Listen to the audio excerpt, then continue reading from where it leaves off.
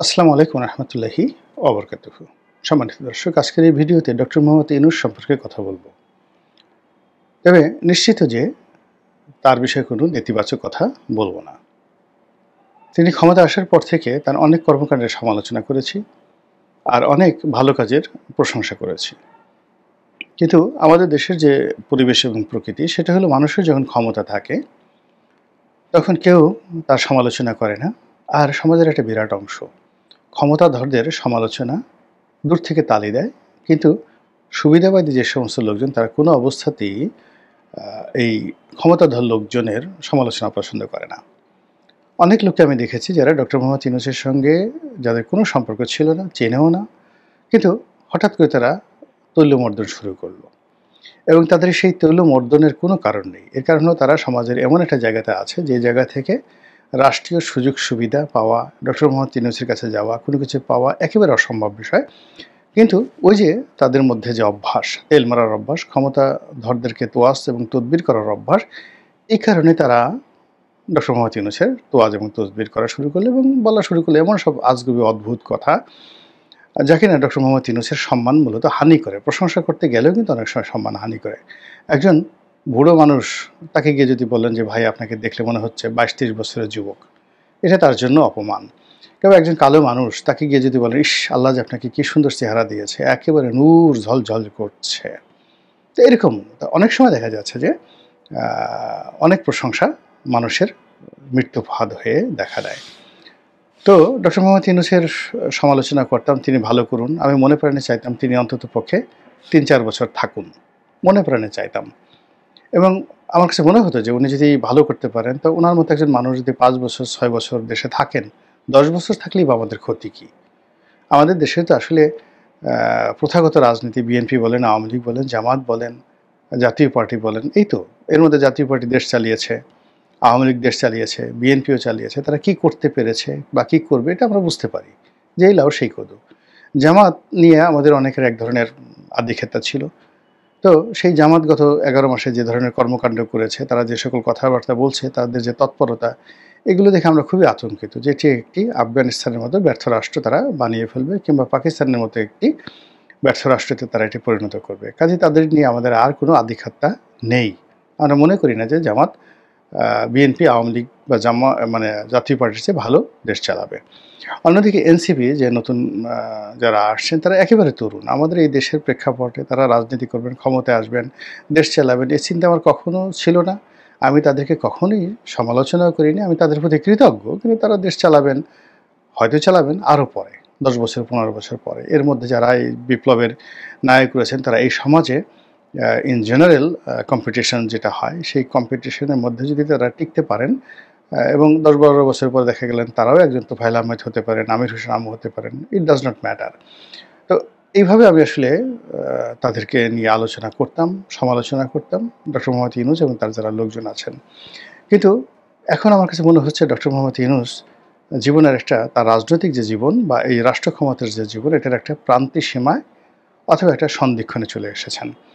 ইতিবাচক বলেন, নেতিবাচক বলেন, দুটোভাবেই আপনি বলতে পারেন। এখন যদি ইলেকশন হয়, তো ইলেকশন হলে আপনি দেখবেন যে ডিসেম্বর মাসে শিডিউল ঘোষণা করা হবে। তো এখন আগস্ট চলে যাচ্ছে, সেপ্টেম্বর, অক্টোবর, নভেম্বর, ৩ মাস আছে হাতে। সেপ্টেম্বর, অক্টোবর, নভেম্বর ৩ মাস হাতে আছে। নরমাল নিয়ম হলো যে শিডিউল ঘোষণা যখন হবে, ডিসেম্বরে হবে, বড় জোর এই যে এখন ডক্টর মোহাম্মদ ইউনূসের যে ক্ষমতা আগস্ট মাসে আছে, এটা কমে 50% হয়ে যাবে সেপ্টেম্বর মাসে। আর অক্টোবর মাস থেকে তিনি ডে টু ডে ওয়ার্ক, মানে একেবারে তাকে মান্য করা দরকার, তাই সেইভাবে বাকি ২ মাস তার ক্ষমতা থাকবে বড়জোর 10%। আর যদি শিডিউল ঘোষণা করা হয়ে যায় ডিসেম্বর মাসে, তার ক্ষমতা থাকবে 5%। তখন পুরো রাষ্ট্রযন্ত্র, নির্বাচন কমিশন, রাজনৈতিক দলগুলো তারা তাদের মতো করে ক্ষমতা ভাগাভাগি করবে, তাদের মতো করে সব কিছু চালাবে। এখানে ডক্টর মোহাম্মদ ইউনূসের আহামরি করার কিছুই থাকবে না, যেভাবে অতীতে কারোর এইভাবে ছিল না। তো এনিওয়ে, নির্বাচন শিডিউল ঘোষণা করার পরে একেবারে উনি কার্যত ইনঅ্যাক্টিভ।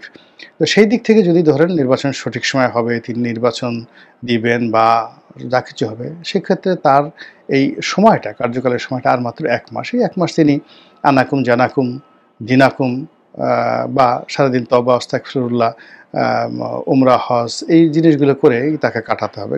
কাজেই তাকে নিয়ে আর সমালোচনা করাটা আমার কাছে সঠিক বলে মনে হচ্ছে না। ফলে আমি উনি যখন নির্বাচনের ঘোষণা দিয়েছেন জাতির উদ্দেশ্যে, তখন থেকে আমি নীতিগতভাবে তার কোনো সমালোচনা করছি না এবং বাকি দিনগুলোতে করব না।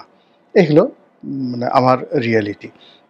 একজন দুর্বল, একজন অসহায়, তাকে নিয়ে আলোচনা করে লাভ কি? যখন একজন মানুষের ক্ষমতা থাকে, দাপট থাকে, তার সঙ্গে তখন আলাপ আলোচনা করা যেতে পারে। এমনকি উনি যদি চলেও যান ক্ষমতা থেকে, যাওয়ার পরে ওনার এই কার্যকাল নিয়ে আমি আলোচনা করব না। এর কারণ হলো তার সবচেয়ে দাপটের সময়গুলোতে আমি তাকে নিয়ে আলাপ আলোচনা করেছি। এখন যদি নির্বাচনের যে শিডিউল রয়েছে সে অনুযায়ী নির্বাচন না হয়, নির্বাচনে অন্য কোনো জটিল অবস্থা তৈরি হয়, কিংবা ধরুন ডক্টর মোহাম্মদ ইউনূস আরও ক্ষমতায় দীর্ঘদিন থেকে গেলেন, বা বিরূপ একটা রাজনৈতিক পরিস্থিতি তৈরি হলো, এমন তৃতীয় পক্ষ চতুর্থ পক্ষ আসলো, সেখানে ডক্টর মোহাম্মদ ইউনূস ক্ষমতায় থাকতেও পারেন, নাও থাকতে পারেন। তো সেক্ষেত্রে কী হবে? সেক্ষেত্রে একই অবস্থা।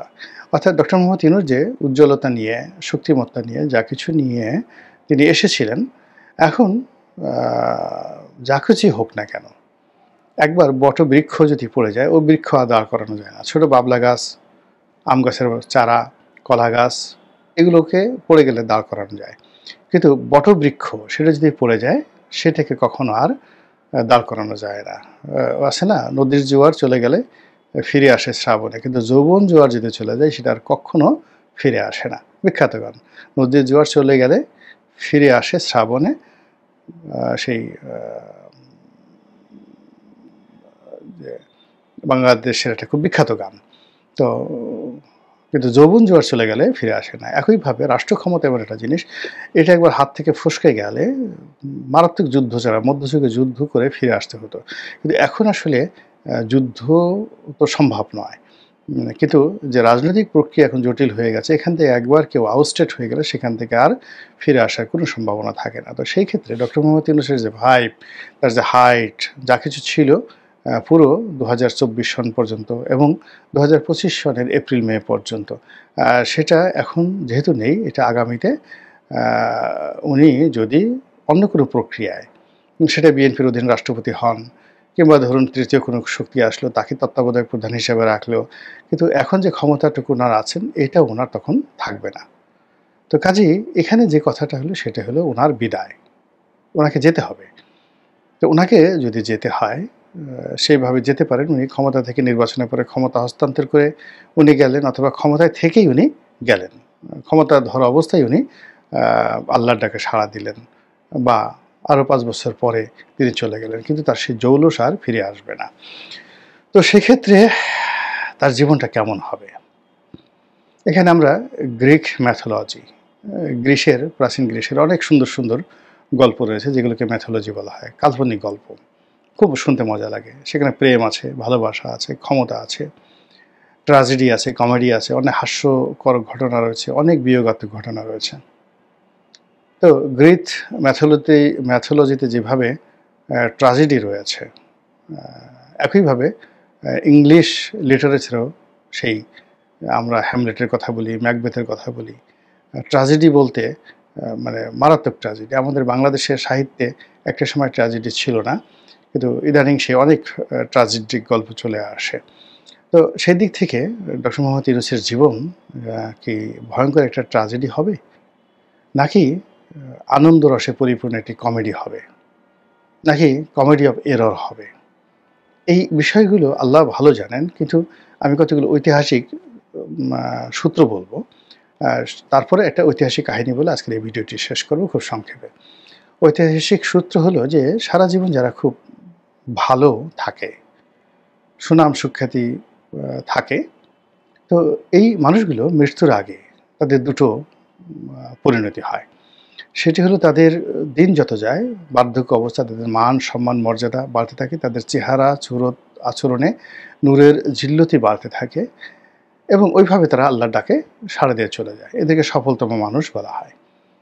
আবার কিছু মানুষের রয়েছে সারা জীবন লাঞ্ছিত, অপমানিত, কষ্ট, দুঃখ, কষ্ট, বেদনা, কিন্তু মৃত্যুর আগে এমন কতগুলো ঘটনা আল্লাহ রাব্বুল আলামিন ঘটিয়ে দেন যে তিনি এই পৃথিবীতে অমরত্ব লাভ করেন, এবং কিয়ামত পর্যন্ত সেই সমস্ত মানুষকে আমরা স্মরণ করি। আপনি চিন্তা করেন একজন ক্ষুদিরাম বসু বা একজন সূর্য সেন, আমরা কি তাদেরকে ভুলতে পারবো?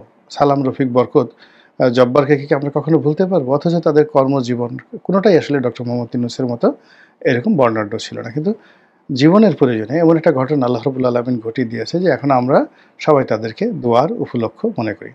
আবার অন্যদিকে যদি আপনি আবু জেহেলের কথা চিন্তা করেন, মীর জাফরের কথা চিন্তা করেন, আমাদের বাংলাদেশের খন্দকার মোশতাকের কথা চিন্তা করেন, এরা তাদের সমাজে জীবনকালের সবচেয়ে অভিজাত পরিবারের সন্তান ছিলেন।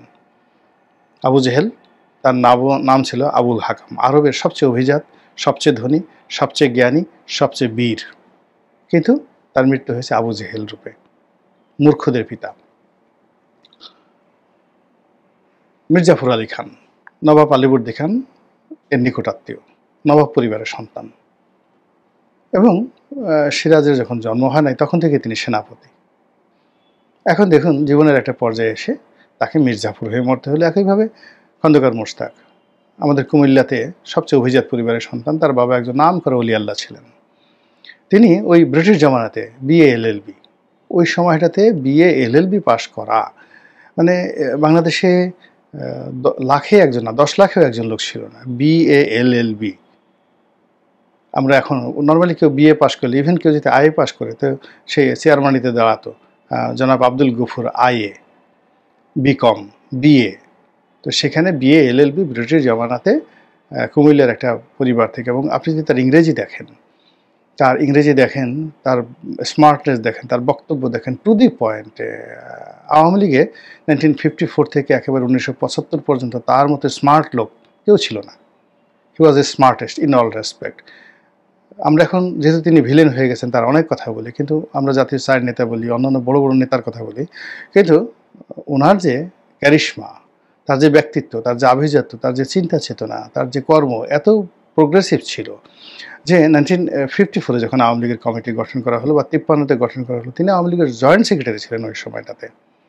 তো এনিওয়ে বঙ্গবন্ধুর সঙ্গে তার বন্ধুত্ব ছিল, কিন্তু বঙ্গবন্ধু হওয়ার পরে যখন রাষ্ট্রপ্রধান হলেন তখন তিনি মানে ওই পর্যায়ে চলে গেছেন। কিন্তু আগ পর্যন্ত আওয়ামী লীগের মধ্যে খুব অল্প কয়েকজন অভিজাত লোক ছিলেন। আমাদের ফরিদপুরের ঠ্যাঙ্গামারির আব্দুল হামিদ চৌধুরী ছিলেন, এখানে যাকে বলা হয় এই খন্দকার মোশতাক ছিলেন। এরা সত্যিকার তো অভিজাত, অ্যারিস্টোক্র্যাট। আর বাকি যারা দেখেন তারা মধ্যবিত্ত। আপনি দেখেন যে আমরা তাজউদ্দিনকে নিয়ে এত কথাবার্তা বলি, একজন সাধারণ নিম্ন মধ্যবিত্ত পরিবারের সন্তান গাজীপুরে। আমরা সৈয়দ আশরাফের বাবা সৈয়দ নজরুল ইসলাম, এই যে স্কুল টিচার। আপনি ক্যাপ্টেন মনসুর সাহেবকে বলি, একেবারে গিয়ে দেখেন ক্যাপ্টেন মনসুরের আগের কোনো জেনারেশন আপনি কোনো খোঁজ খবর পাবেন না। হ্যাঁ, কামরুজ্জামান সাহেব যেটা ছিলেন উত্তরবঙ্গে, ওই যে লিটন, মেয়র লিটন, ওনার বাবা, তো তাদের পরিবার এই কয়েকজনের মধ্যে তুলনামূলকভাবে ভালো, কিন্তু খন্দকার মোশতাকের পর্যায়ে নয়।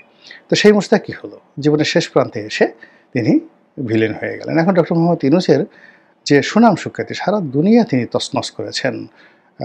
তছনছ বলতে পজিটিভ অর্থে। তিনি যেখানে গেছেন সম্মানের ডালি তার জন্য ছিল, তিনি যেখানে গেছেন সব হিসাব উল্টে গেছে।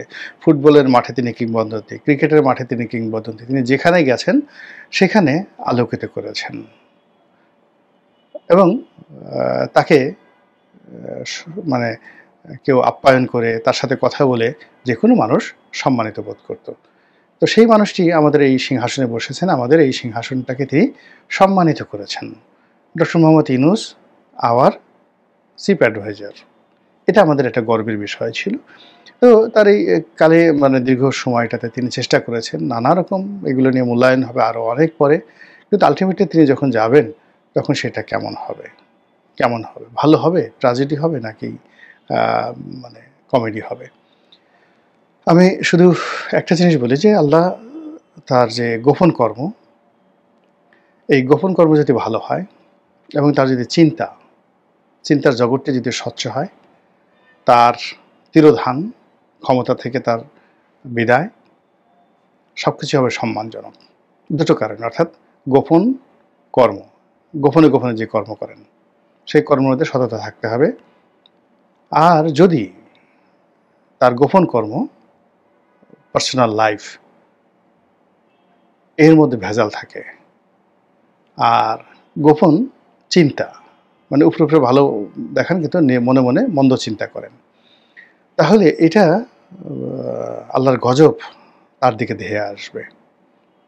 সেক্ষেত্রে খুবই মারাত্মক হবে এই কারণে যে তিনি জমিনে ভালো মানুষের যে সম্মান নিয়েছেন,